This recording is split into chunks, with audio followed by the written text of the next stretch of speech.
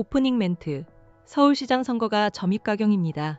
더불어민주당 정원호 후보 측이 오세훈 서울시장에게 윤석열 대통령과의 관계에 대한 날선 공세를 펼치고 있습니다.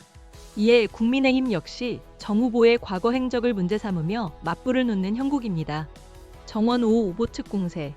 정원호 더불어민주당 서울시장 후보 측은 오늘 오세훈 현 서울시장에 대해 윤석열 대통령에 대한 시장님의 지난 발언, 지금도 유효한가라며 공세의 고삐를 당겼습니다.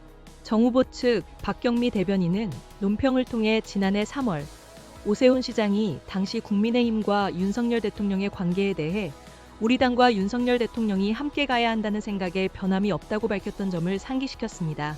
박 대변인은 이어 오세훈 시장이 내란 수계로 지칭되었던 인사의 석방 결정에 대해 윤석열 대통령의 석방 결정을 환영한다는 글을 올리며 기쁨을 감추지 않았다고 지적했습니다. 그러면서 시민들이 묻고 있다고 강조했습니다. 그때의 입장이 지금도 유효한가라고 말입니다. 정 후보 측은 만약 오세훈 시장이 여전히 같은 생각이라면 서울 시민 앞에서 윤석열 대통령의 동반자이자 윤어게인의 선봉장임을 당당히 선언해야 한다고 요구했습니다. 반대의 입장이라면 석고대죄하는 심정으로 바뀐 소신을 밝히라고 촉구했습니다.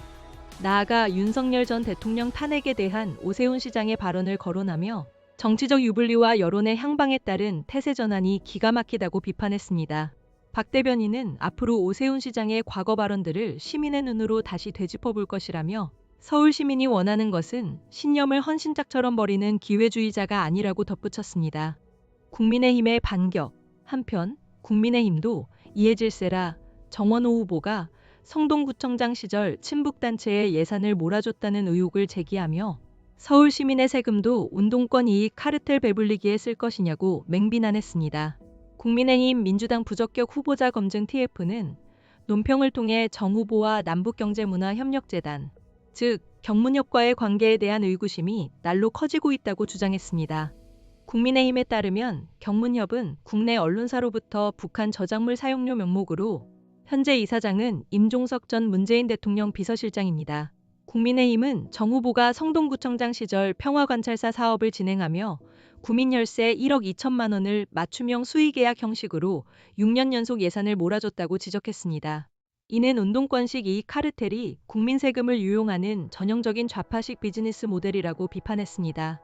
그러면서 정 후보에게 성동구에서 만들었던 경문협 전대협의 남북사업 구조를 서울시 남북교류협력기금과 각종 평화 예산에도 그대로 적용할 생각이냐고 물었습니다. 그리고 이 질문에 당당하게 답변할 수 없다면 서울시장 후보 자격이 없다고 일축했습니다. 클로징 멘트. 서울시장 후보들의 치열한 공방이 이어지고 있습니다. 각 후보의 진실 공방과 정책 비판이 앞으로 어떤 양상으로 전개될지 주목해야 할 것입니다. 지금까지 뉴스 브리핑이었습니다.